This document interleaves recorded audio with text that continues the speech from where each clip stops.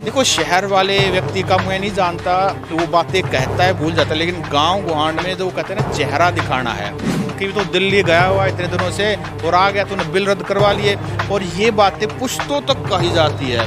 दादा ने कही हो तो पोते को भी सुनाई जाती है, तेरे दादा दिल्ली गया था और ऐसा मुंह लटका के आया था। तो गाँव के आदमी के लिए वचन दे दिया तो वो पूरा करके ही आएगा, या तो उसकी लाश आएगी या वो खुद आएगा। तो मुझे लगता है कि डेडलॉक बना हुआ है, ये डेडलॉक 2024 तक रहेगा, इसी तरीके से रहेगा। हो सकता है आंदोलन का साइज थोड़ा कम हो जाए, लेकिन ये चलेगा 2024 तक। आप ये कह रहे हैं कि आंदोलन कम जरूर हो जाए लेकिन 24 तक चलता रहेगा? बिल्कुल चलेगा। नमस्कार, मैं हूं धर्मेंद्र, आप देख रहे हैं ऑनलाइन न्यूज इंडिया। हमारे साथ में सतसिंह धनखड़ है।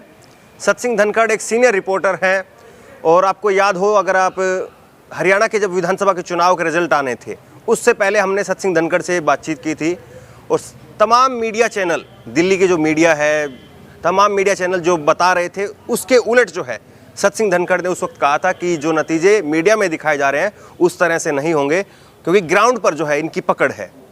आज किसान आंदोलन को लेकर के इनसे चर्चा करेंगे कि ग्राउंड पर जो है, ज़मीनी स्तर पर, गाँव देहात में ये आंदोलन कितना फैल रहा है, और क्या कुछ जो है इस आंदोलन का आगे का रुख होने वाला है। क्योंकि ये आंदोलन जो है वो अब दिल्ली की सीमाओं को पार करते हुए अब ये आंदोलन खापों के रूप में, पंचायतों के रूप में गांव-गांव तक पहुंच रहा है। धन्यवाद सर हमसे समय देने के लिए। जी, सबसे पहले ये जानना चाहेंगे कि दिल्ली का जो आंदोलन, दिल्ली बॉर्डर पर जो शुरुआत हुई किसान आंदोलन की, पंजाब से हालांकि इसकी शुरुआत हुई, फिर उसके बाद में दिल्ली के बॉर्डर पर इसकी, अब इसके बाद में पंचायत और खापों के रूप में जो है ये आंदोलन गांव-गांव तक पहुंच रहा है। क्या देख रहे हैं, इसका भविष्य क्या देख रहे हैं? देखिए, जो किसान आंदोलन है इसके दो फेज़ हैं। एक 28 जनवरी से पहले का, जिसमें पंजाब डोमिनेट कर रहा था किसान आंदोलन में। जो दिल्ली के बॉर्डर हैं, हरियाणा दिल्ली का जो बॉर्डर है, उसमें पंजाब की प्रेजेंस ज़्यादा थी। लेकिन 28 जनवरी के बाद, जब से टिकैत वाला गाज़ीपुर वाला एपिसोड हुआ है, उसके बाद जो हरियाणा की प्रेजेंस है दिल्ली हरियाणा के बॉर्डर्स पर, चाहे वो टीकरी की बात हो, सिंगू की बात हो, गाज़ीपुर की बात हो, तो हरियाणा से गांव-गांव से और लगभग हर व्यक्ति की ये कोशिश है कि किसी ना किसी तरीके से मैं इसमें कंट्रीब्यूट करूं। ये एक तरह से मानिए कि अब इसका जो साइज़ है इम्पैक्ट का, वो बढ़ गया है, पंजाब से हरियाणा और हरियाणा से वेस्टर्न यूपी। और आप ये देखिए कि जो कल्चर है ना, वो भी सिमिलर है वेस्टर्न यूपी, हरियाणा और पंजाब का। और आप भी देखिए, जो एग्रीकल्चर कम्युनिटी है इन तीनों जगह पर जिनका मैंने नाम लिया, वो जो है इस आंदोलन में पार्टिसिपेट करी है, और सिर्फ पार्टिसिपेट नहीं करी है, एक्टिवली वो किसी ना किसी रूप में, चाहे तो वो खुद वहाँ बैठ करके, या अपना जो है ट्रैक्टर ट्रेली लेके आए हैं, महिलाएं भी, बच्चे भी हैं, या फिर कुछ ऐसे परिवार भी हैं जो सिंगू बॉर्डर बैठे हैं, टीकरी बॉर्डर बैठे हैं, गाज़ीपुर बॉर्डर बैठे हैं, लेकिन उनका गांव में जो आस पड़ोस वाले भाईचारा है, जो खापों की आपने बात की, वो उनकी मदद कर रहे हैं कि उनके खेत में मदद कर रहे हैं। अब भाई आप वहाँ हो, हम आपका खेत का जो टिलिंग करनी है वो हम करेंगे, बीज डालना है, जो भी काम है वो सारा खेत से, बहुत सारा खेत का, भैंस का, घर का, बहुत छोटे मोटे बहुत काम होते हैं, तो वो एक भाईचारे के रूप में संभाल रहे हैं। यही हमारे ये जो हरियाणा है, या जो ये जो देसी बेल्ट जिसको कहते हैं, चाहे वो हरियाणा, पंजाब, यूपी कहीं के भी हो, ख़ास बात इसकी ये है कि इसमें एक व्यक्ति एक नहीं होता, उसके पीछे पूरा परिवार होता है, और एक परिवार नहीं होता, उसके पीछे भाईचारा होता है, ठोड़ा होता है, और एक ठोड़ा नहीं होता, उसमें पूरा गांव होता है, और गांव नहीं होता, आसपास गुहांड भी होता है, और सिर्फ गुहांड ही नहीं होता, उसमें फिर उस सोच के या उस तरह के एग्रीकल्चर में इन्वॉल्व होने वाले लोग सभी इन्वॉल्व होते हैं। तो अगर हरियाणा के भाईचारे ने स्टैंड ले लिया, जिसको आप खाप कह रहे हो, वो उन्होंने स्टैंड ले लिया है, तो वो मदद करेंगे। वो देसी आदमी है, उनको ज़्यादा मिलावटी बातें नहीं आती है, उनको चिकनी चुपड़ी, ऑयली टॉक्स जिसको हम कहते हैं इंग्लिश में, उनको ये चिकनी चुपड़ी बातें करनी नहीं आती। या तो स्टैंड लेना है या नहीं लेना है। अब हरियाणा ने बिल्कुल स्टैंड ले लिया है कि हम हर हाल में हम किसानों का साथ देंगे और इस लड़ाई को जीत के ही मानेंगे। इसका मैं एक एग्जांपल देना चाहूँगा। हरियाणा के एग्रीकल्चर मिनिस्टर जेपी दलाल ने पिछले दिनों भिवानी में एक स्टेटमेंट दिया था, बड़ा ही अनफॉर्चुनेट स्टेटमेंट था, जिसमें उन्होंने ये कहा था कि किसान अगर वो बॉर्डर पे मरे हैं, अगर वो घर पे होते तो भी मरने थे। दलाल खाप जो है, जिससे संबंध जेपी दलाल, उन्होंने उनको बाइकआउट कर दिया, सोशल बाइकआउट कर दिया है, और भाईचारा कोई भी ना उनसे संपर्क करेगा ना उनसे बात करेगा। आप ये देखिए कि एग्रीकल्चर मिनिस्टर कितना बड़ा पोर्टफोलियो होता है, और डोमिनेटिंग कास्ट से वो बिलोंग करते हैं जेपी दलाल, लेकिन उन्होंने कहा कि भाईचारा पहले है, तो हमारी कम्युनिटी से है, तो एग्रीकल्चर मिनिस्टर बहुत पावरफुल है, लेकिन भाईचारा के आगे कुछ नहीं। ये जो एक बात है ना, किसी भी लड़ाई को यही जिताती है। हरियाणा का इतिहास देख लिए, जब कभी भाईचारा खड़ा हुआ है तो उस समय जीत निश्चित हुई है। लेकिन एक सवाल ये भी उठ रहा है, लोग ये भी कह रहे हैं कि खापों का जिस तरह से अब इसमें रोल है, तो खापों के जरिए कहीं ये जो नेता है, खाप के नेता हैं, क्योंकि पहले भी हुआ है, चौधरी बीरेंद्र सिंह के घर पर जो है, अमित शाह के घर खाप नेताओं के जो है वो बातचीत हुई थी जब जाट आरक्षण का मुद्दा यहाँ पर हरियाणा में था। तो कहीं एक चैनल दूसरा तो खड़ा नहीं किया जा रहा है। एक बात ये भी उठती है कि राकेश टिकैत को अकेला इतना बड़ा नेता बना दिया गया है, उसके ऊपर भी कई सारे लोग जो है उसको शक की निगाह से देखते हैं। आपकी जो है इस पर क्या सोच है? जी बिल्कुल सही कहा आपने। राकेश टिकैत की बात करें तो जब ये आंदोलन शुरू हुआ 3 महीने पहले, 3-3.5 महीने पहले, पंजाब से किसान जैसे हरियाणा में एंटर किए, तो जो हरियाणा में किसानों का जिसने अगुवाई की वो गुरनाम सिंह चढ़ूनी थे। सरदार जी जट सिख हैं वो, और उन्होंने लीड किया। लेकिन 28 जनवरी के बाद राकेश टिकैत का एक तरह से जन्म हुआ इस आंदोलन में, एक्टिव रूप में, जिसको हम कहें एग्रेसिव रूप उन्होंने धारण किया। ये बात ठीक है कि ये जो हमारी ये जो जाट बेल्ट है, इनको लगा भी चढ़ूनी ठीक है, वो नेता है, लेकिन वो जिससे ज़्यादा अपने आप को आइडेंटिफाई करते हैं कि भाई जो नेता हो, किसानों का नेता हो, वो जाट हो। तो राकेश टिकैत के अंदर कहीं ना कहीं वो वाला फैक्टर वो देखते हैं, शायद इसीलिए पॉपुलर हैं।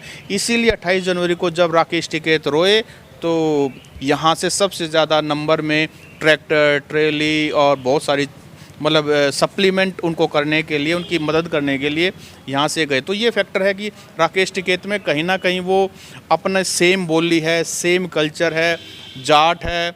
चढ़ूनी साहब को भी बहुत रिस्पेक्ट है, ऐसी बात नहीं है, लेकिन चढ़ूनी कहीं ना कहीं वो सिख हैं, तो उनको लगता है कि हमसे थोड़ा सा अलग है। नहीं, लेकिन ये क्या चैनल बन करके और सरकार से बातचीत? जी मैं अब उस बात पे आ रहा हूँ।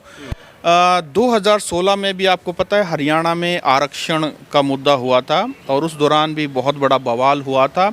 उस तरह से समाज एक तरह से खड़ा हो गया था, और उस समय खापों के रोल के ऊपर भी एक क्वेश्चन मार्क है कि जब मोमेंट खड़ा हो गया था तो कुछ नेताओं ने, खाप नेताओं ने सरकार से मिल करके, सेंटर और स्टेट्स तो मिलकर कुछ बेचने का, मतलब ये बिल्कुल ठीक है। ऐसे एफर्ट तो ऑब्वियसली होंगे जब इतना बड़ा मोमेंटम होगा, सरकार इतने प्रेशर में होगी। और अभी आज पंजाब के रिज़ल्ट आप देख लीजिए, जो छोटी पंचायतों के निकाय चुनाव के, उसमें उनका जो वो आगे भी यही हाल होगा। तो सरकार अपना प्रयास करी है, और जो खापों के लोग हैं वो भी पॉलिटिकल एसोसिएशन है उनकी, चाहे वो कांग्रेस से जुड़े हैं, भाजपा से जुड़े हैं, इंडियन नेशनल लोकदल से जुड़े हैं, जेजेपी से जुड़े हैं, वो लोग पॉलिटिकल तो हैं, इसमें कोई बात नहीं। जैसे आज के दिन जहां हम बैठे हैं, जाट भवन है रोहतक का, यहाँ पर एक खाप पंचायत हुई, और खाप पंचायत जब शुरू हुई तो ऐसा लगा कि जो इसकी अगुवाई कर रहे हैं वो कहीं ना कहीं एक कमेटी बनाना चाहते हैं, और वो कमेटी फिर सरकार से बातचीत करेगी और किसानों से बातचीत करेगी। लेकिन जो पार्टिसिपेंट्स थे, जो विभिन्न खापों से प्रदेश से आए थे, उनका इतना ज़बरदस्त प्रेशर था, उन्होंने इस बात का इतना अपोज किया कि वो जो मुद्दा वो सामने लाना चाह रहे थे उसको दबा दिया। तो बिल्कुल पॉलिटिकल लोग हैं ये भी, और दिमाग में कहीं ना कहीं जब सरकार से फ़ोन आता है, प्रेशर आता है, लालच आता है, तो ये चीज़ें तो होंगी। लेकिन बात यह है कि भाईचारे का प्रेशर इतना है, क्योंकि आखिरकार चलो आप सरकार से हाथ मिला लोगे, लेकिन रात को जाओ तो अपने घर के ना, और आपका घर कहाँ है? गाँव में है, और गाँव में सारा भाईचारा आपके अगेंस्ट है। तो मुझे लगता है कि ये जो प्रेशर है ये चेक में रखेगा सभी खाप नेताओं को, जो इस तरह की कोई कोशिश करने की ज़रूरत करेंगे तो। आपको नहीं लग रहा है कि जो नेता हैं वो सरकार से कोई बातचीत करने की जो है हिम्मत जुटा पाएंगे? आपको नहीं लगता कि क्योंकि प्रेशर बहुत है, आप ये कह रहे हैं? देखिए, आज की जो खाप पंचायत है वो सोमवीर सांगवान जो दादरी से एमएलए हैं, और आज जो ये बोल रहे हैं कि भाई 3 कृषि कानून को रद्द किया जाए। आप ये देखिए, जब सितंबर 2020 के अंदर जब 3 कृषि कानून लागू हुए तो ये खुद विधायक जी ट्रैक्टर लेके 3 एग्रीकल्चर बिल के समर्थन में इन्होंने रैली निकाली थी। ये सोमवीर सांगवान ये वही हैं। लेकिन जब पब्लिक प्रेशर हुआ, जब भाईचारे का प्रेशर हुआ, जब खाप का प्रेशर हुआ, गांव गुहांड का प्रेशर हुआ, तो ये बदल गए, इनके सुर बदल गए। तो आज इनके सुर इसीलिए बदले हुए हैं, इसलिए नहीं कि इनको 3 कृषि कानून से कुछ लेना देना है ना। इनका मतलब ये है कि भाई जो भाईचारा है मेरा, क्योंकि वोट तो आखिर इन लोगों से लेना है ना। ठीक है 2024 में, लेकिन मैं जाऊंगा कहाँ? तो वो जो एक भाईचारे का या जो गांव गोहांड का जो प्रेशर है, वो खाप नेताओं की अकल ठीक लगाई हुई है। कोशिश तो सभी की रहती है जो नेता है, क्योंकि हिस्ट्री जो इनकी है पिछले कुछ सालों की, कम से कम अगर मैं बात करूं तो कांग्रेस के साथ भी दिखाई दिए हैं, ये बीजेपी के मंच पे भी दिखाई दिए हैं, जेजेपी के साथ भी दिखाई दिए हैं। और जब कभी इस तरह की पॉलिटिकल रैलीज होती हैं, इनकी जेबों में पर्चियाँ होती हैं काम करवाने की, तो ये चीज़ तो बीइंग ए रिपोर्टर हम ये चीज़ ज़्यादा नज़दीक से देखते हैं। अच्छा, अभी आपने कई सारे आंदोलन कवर भी किए हैं, पढ़े भी हैं। आपको क्या लग रहा है ये आंदोलन अब किस मुकाम पर पहुंचता हुआ दिखाई दे रहा है? या ये जो किसान नेता हैं इनको जो 3 साल का अगर सरकार लगाती है तो मान जाना चाहिए, क्योंकि 3-4 साल बाद में जो है सरकार खुद ही चुनाव के प्रेशर में फिर नहीं लागू कर पाएगी?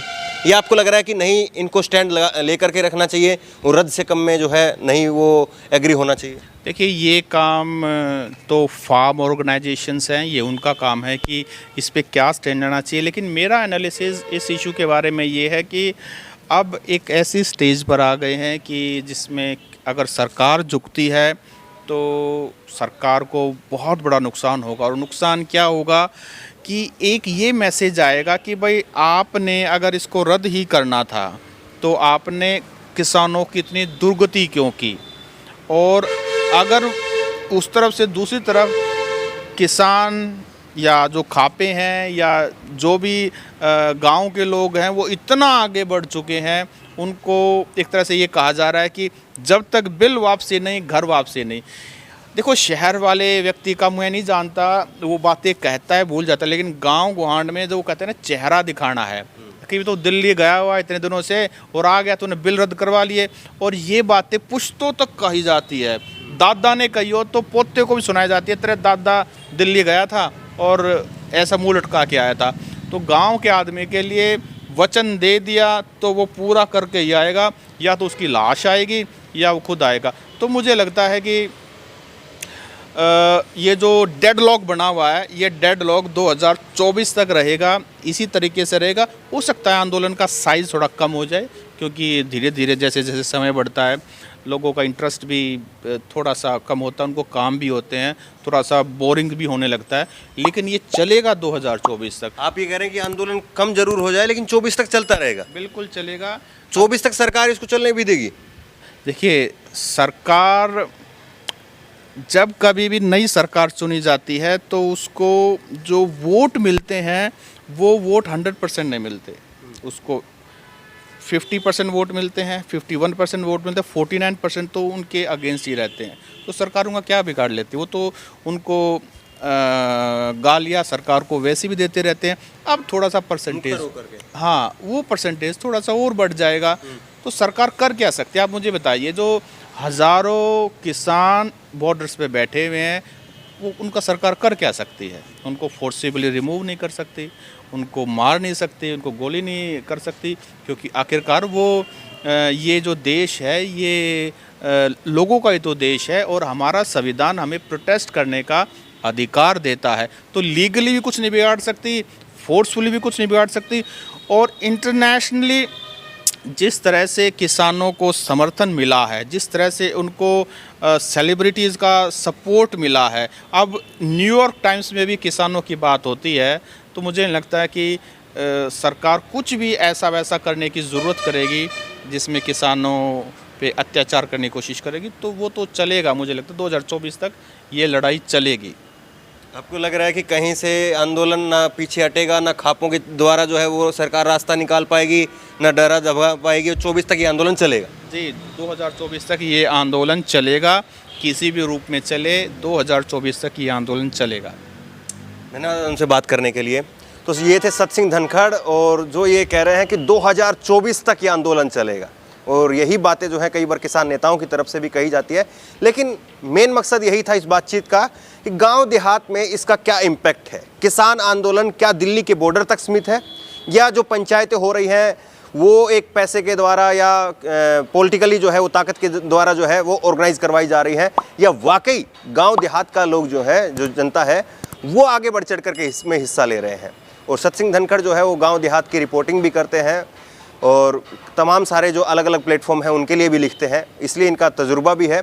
और हरियाणा के विधानसभा चुनाव को लेकर भी जिस तरह से इन्होंने जो बात कही थी वो बिल्कुल सच साबित हुई, और अब यही बात जो है ये किसान आंदोलन के लिए कह रहे हैं।